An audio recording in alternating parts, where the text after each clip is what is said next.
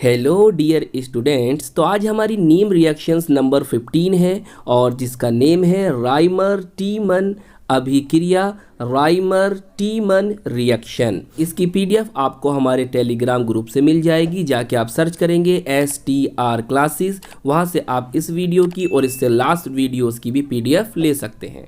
बहुत ध्यान से समझेंगे। फिनोल की सोडियम हाइड्रोक्साइड या पोटेशियम हाइड्रोक्साइड की उपस्थिति में, फिनोल की सोडियम हाइड्रोक्साइड या पोटेशियम हाइड्रोक्साइड की उपस्थिति में क्लोरोफॉर्म के साथ अभिक्रिया से बेंजीन में CHO समूह ऑर्थो स्थिति पर प्रवेश करता है और सैलिसिल्डिहाइड बनता है। इस अभिक्रिया को राइमर टीमन अभिक्रिया कहते हैं। तो हमने क्या सीखा? हमने ये सीखा कि हमें फिनोल लेना है और फिनोल की रिएक्शन हमें क्लोरोफॉर्म से करनी है और सोडियम हाइड्रोक्साइड या पोटेशियम हाइड्रोक्साइड की हमें उपस्थिति रखनी है। तो हम क्या देखेंगे? हम देखेंगे कि बेंजीन रिंग से CHO समूह ऑर्थो पोजीशन पर जुड़ जाएगा और वो कंपाउंड क्या कहलाएगा? सैलिसिल्डिहाइड कहलाएगा और हम इस रिएक्शन को राइमर टीमन रिएक्शन कहेंगे। तो ये था राइमर टीमन रिएक्शन के बारे में। आइए अब हम रिएक्शन देखेंगे। फर्स्ट ऑफ ऑल तो हम देखेंगे कि NCERT में इस रिएक्शन को किस तरह से लिखा गया है। उसके बाद हम देखेंगे इन शॉर्ट में वन स्टेप में हम इस रिएक्शन को किस तरह से लिख सकते हैं और उसको याद कर सकते हैं। और लास्ट में हम आपको दो रिएक्शन कराएंगे जो कि होंगी राइमर टीमन रिएक्शन ही, और उनकी ट्रिक भी आपको बताएंगे कि आप इस ट्रिक के द्वारा अपने इन रिएक्टेंट से अपने इन प्रोडक्ट्स को प्राप्त कर सकते हैं, वो भी राइमर टीमन रिएक्शन ही है। तो आइए फिर शुरू करते हैं फिर आज की अपनी ये वीडियो। देखिए, आप इस तरह से पहले बेंजीन रिंग बनाएंगे और उस पर लगाएंगे OH। क्लियर? ये होता है फिनोल। हम इसको बेंजेनॉल भी कह सकते हैं, हम इसको हाइड्रोक्सी बेंजीन भी कह सकते हैं और हम इसको कार्बोलिक एसिड के नाम से भी जानते हैं। क्लियर? तो आपको NCERT में इस तरह से मिलेगा लिखा हुआ, यहां पर CHCl3 लोगे, ये होता है क्लोरोफॉर्म और इसका IUPAC नेम होता है ट्राइक्लोरोमीथेन, प्लस AQ बोले तो एक्वस सोडियम हाइड्रोक्साइड NaOH लोगे। यहां पर आप KOH पोटेशियम हाइड्रोक्साइड भी ले सकते हो, मगर NCERT में यहां पर NaOH ले रखा है तो मैं आपको यहां पर NaOH लेकर दिखा रहा हूं। फिर देखिए, फिर आप क्या देखोगे? आप देखोगे कि इस तरह से आपको एक स्ट्रक्चर दिखाई देगी।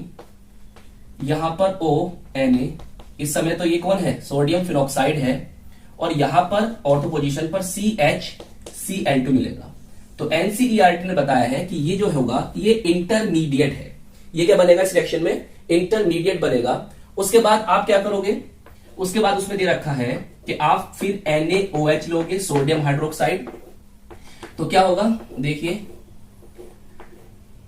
इस तरह से आप ONa, ये नेगेटिव और ये पॉजिटिव, और यहां पर जो आ जाएगा ना CHO ग्रुप आ जाएगा। क्लियर? NaOH लोगे, यहां पर क्या आ जाएगा? CHO ग्रुप आ जाएगा। उसके बाद NCERT आपको बताती है कि आप क्या कीजिए, उसके बाद आप कर दीजिए यहां पर एसिडिफिकेशन। क्या करेंगे आप? एसिडिफिकेशन करेंगे, जिससे यहां से Na पॉजिटिव निकल जाएगा और H पॉजिटिव को आप यहां पर जोड़ दीजिए। इस तरह से याद कर लेंगे और ये बन जाएगा आपका इस रिएक्शन का प्रोडक्ट। इसे क्या कहते हैं? इसे हम कहते हैं सैलिसिल्डिहाइड। क्या कहते हैं? सैलिसिल्डिहाइड कहते हैं। और देखें तो इसकी प्रायोरिटी क्या होती है? इससे ज्यादा होती है। तो फिर ये रिंग किसकी हुई? बेंजल्डिहाइड की हुई, और ये जो है इसके तुलना में कहां पर है? ऑर्थो पोजीशन पर है। तो हम इसे कह सकते हैं ऑर्थो हाइड्रोक्सी बेंजल्डिहाइड। क्या कह सकते हैं हम इसको? Ortho hydroxy benzaldehyde. सैलिसिल्डिहाइड तो इसका नेम आप जानते हो, फेमस नेम है। अब नंबरीकरण हम करें तो 1 और 2, तो पोजीशन नंबर 2 पर है, तो हम इसे 2 हाइड्रोक्सी बेंजल्डिहाइड भी कह सकते हैं। तो हम इसे सैलिसिल्डिहाइड भी कह सकते हैं, और तो हाइड्रोक्सी बेंजल्डिहाइड भी कह सकते हैं, और 2 हाइड्रोक्सी बेंजल्डिहाइड भी इसको कह सकते हैं। तो NCERT में आपको बताया है कि आप फिनोल लीजिए, क्लोरोफॉर्म लीजिए, प्लस एक्वस जलीय NaOH लीजिए, आपको ये इंटरमीडिएट बनेगा। फिर आप NaOH से रिएक्शन कराइए, आपको ऑर्थो पोजीशन पर CHO ग्रुप मिल जाएगा। फिर आप एसिडिफिकेशन करा देंगे तो आपको आपका मेन प्रोडक्ट ऑब्टेन हो जाएगा। क्लियर? चलिए आप इसे नोट कीजिए। अब मैं आपको एक स्टेप में ये रिएक्शन लिखना सिखा देता हूं।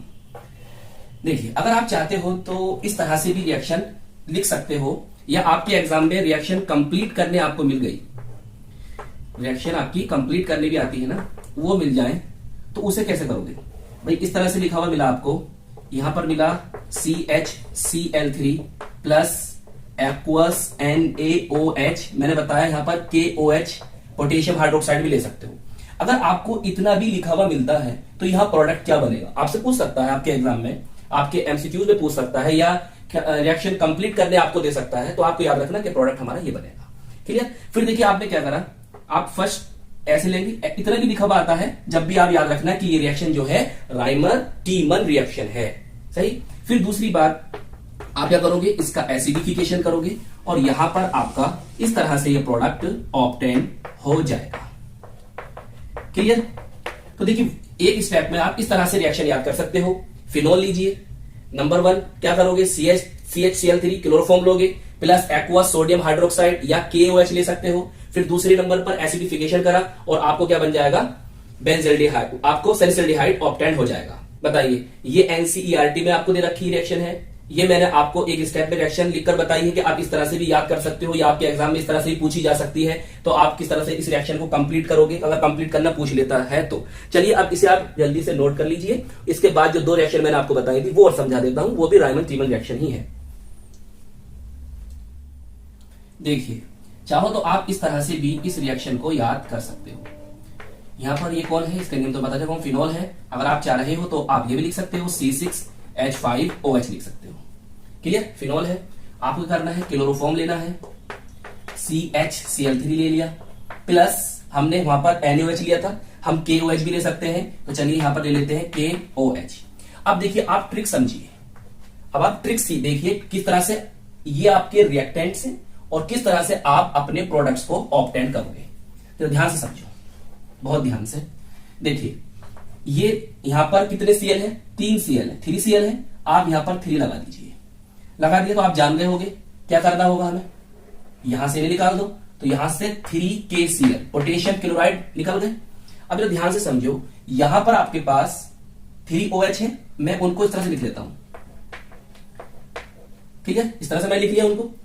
अब देखिए यहां से ये OH और यहां से ये H, बताइए क्या बन गया, यहां से बना क्या, H2 बन गया। बोलिए H2 बन गया। अब देखो इससे अभी कुछ मत करो, आप यहां से उठाकर लाइए, ये CH है, इसको लिया है, और यहां पर ये OH O बचा है, इसको ले लो, तो ये CH बना। ठीक है, अब ये CH जो होगा वो यहां पर ऑर्थो पोजीशन पर जाकर लगेगा। कहां पर लगेगा, ऑर्थो पोजीशन पर। तो यहां से एक हाइड्रोजन निकलेगा, यहां से एक हाइड्रोजन निकलेगा, जब ही तो ये आएगा यहां पर। ठीक है, अब वो हाइड्रोजन माना ये आ गया और यहां से उसने OH को देखा और ये H, तो बताओ क्या बन गया, H2O। तो कुल कितने मॉलिक्यूल बने, 2H2O यहां से निकला। अब देखिए आपके पास क्या बचा, आपके पास यही तो बचा CHO, इसको लाकर यहां लगा दो। क्लियर? यहां पर जब आप लगाओगे तो क्या बनेगा, जो मैंने आपको इसका नेम बताया था, सैलिसिल्डिहाइड। क्लियर? ऑर्थो हाइड्रोक्सी बेंजल्डिहाइड भी कह सकते हैं, या 2 हाइड्रोक्सी बेंजल्डिहाइड भी कह सकते हैं। ये थी इसकी ट्रिक। और याद रखो ये जो रिएक्शन है ये इलेक्ट्रोफिलिक सब्स्टिट्यूशन रिएक्शन का एग्जांपल है। याद रखना क्या है, ये इलेक्ट्रोफिलिक सब्स्टिट्यूशन रिएक्शन का एग्जांपल है। अब एक समझने वाली बात, बहुत ध्यान से समझिए, बहुत ध्यान से देखिए, इसमें जो ये ऑर्थो प्रोडक्ट बना है स्मॉल अमाउंट में, वेरी स्मॉल अमाउंट में, बहुत कम मात्रा में पैरा प्रोडक्ट भी बनता है। मैं यहां लिख के दिखा देता हूं, अगर आप चाहो तो लिख सकते हो, नहीं तो इतना ही सही है, इतना ही लिख देना, आपको नंबर मिलेंगे। क्लियर? जो मैंने इससे 2 ऊपर रिएक्शन कराई थी वो भी आप चाहो तो याद कर सकते हो, दोनों रिएक्शन, और ये भी याद कर सकते हो। देखिए ये है इसका पैरा प्रोडक्ट, ठीक है, पैरा हाइड्रोक्सी बेंजल्डिहाइड।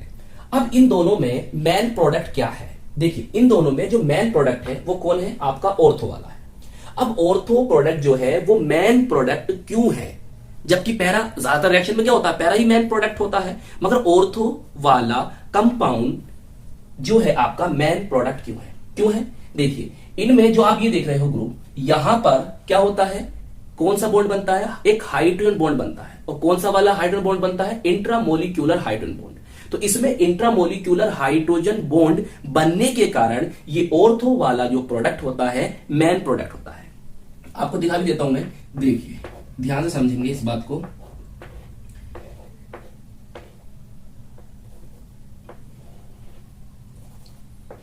ये ऐसे दिखा दिया मैंने, इस ग्रुप को मैंने इस तरह से लिख लिया, क्लियर। अब देखो यहां पर ये OH ग्रुप का जो HO है और CHO ग्रुप का जो H है, इनके बीच में जो बॉन्ड बनेगा वो इंट्रामोलिक्यूलर हाइड्रोजन बॉन्ड होगा। और इंट्रामोलिक्यूलर हाइड्रोजन बॉन्ड बनने के कारण जो ऑर्थो प्रोडक्ट होगा वो आपका मेन प्रोडक्ट होगा। ये बात आप याद रखना। तो चलिए आप इसे भी जल्दी से नोट कर लीजिए। एक रिएक्शन और मैं दिखा देता हूं, चाहे तो आप वो भी याद कर सकते हो। देखिए, आप फिनोल लीजिए, इस तरह से हम फिनोल बनाते हैं। प्लस अब देखिए, हमने पहली रिएक्शन, इससे पहली रिएक्शन में क्या लिया था, CHCl3 क्लोरोफॉर्म लिया था, ट्राई क्लोरोमीथेन कहते हैं उसको हम। अब यहां पर हम लेते हैं CCl4, इसे कहते हैं कार्बन टेट्राक्लोराइड। क्या कहते हैं, कार्बन टेट्राक्लोराइड। और इसका आईयूपीएसी नेम क्या होता है, टेट्राक्लोरोमीथेन। क्या नेम होता है, टेट्राक्लोरोमीथेन। तो CCl4 आपने लिया, प्लस KOH या NOH ले लो। अब रिएक्शन की ट्रिक कुछ इस तरह से आप याद रखना। किस तरह से याद रखेंगे, देखिए ये कितने हैं आपके पास, 4 है, 4Cl है, यहां पर आप 4 लगा दो, लगा दिया। इसे देखने के बाद आपको क्या लगा, यहां से क्या होगा, 4KCl निकल जाएगा, क्लियर। 4KCl क्या हो जाएगा, यहां से निकल जाएगा। अब देखिए आपके पास यहां पर ही कितने बचे, यहां पर आपके पास ये 4 बचे, क्लियर। और यहां पर आपके पास क्या है, C बचा है। अब देखिए आपको किस तरह से याद रखना है कि यहां से मैं ये OH निकाल दूं, बताइए H2O बन जाएगा, क्लियर। अब देखिए आप क्या करो, ये O बचा है, इसको यहां लिख दो, इसको मैंने यहां लिख दिया, क्लियर। अब देखो ये आपके पास बचा है एक OH, इसको ले आओ, मैंने यहां लिख दिया। ये COOH ग्रुप बन गया, इसको उठाइए और ऑर्थो पोजीशन पर लगाइए।